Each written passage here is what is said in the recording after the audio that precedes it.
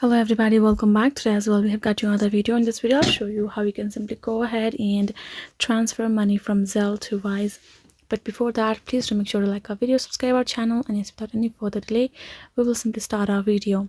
So for that matter, the very first thing would be you should know that for Wise it is for the international accounts, so we can actually create an account associated with the particular currency of the country and we can do the transaction accordingly. But if that is for international transaction, but if we would like to send our money from our Zelle app to Wise, it is not quite possible, because even in this article you can see in that case you will need an alternative like an Wise multi-currency account and debit card. You can't receive Zelle payment to your Wise account, but you can use Wise instead to send payment around the world, spend like a local. So the thing is, you can use a Wise account. As I mentioned before, you can do with international transactions, but Zelle to Wise, it's just not possible. There is not a way yet. So this is basically the answer for you all. Hope this video was quite helpful. Thank you so much for watching, and yes, I'll see you guys in our next video.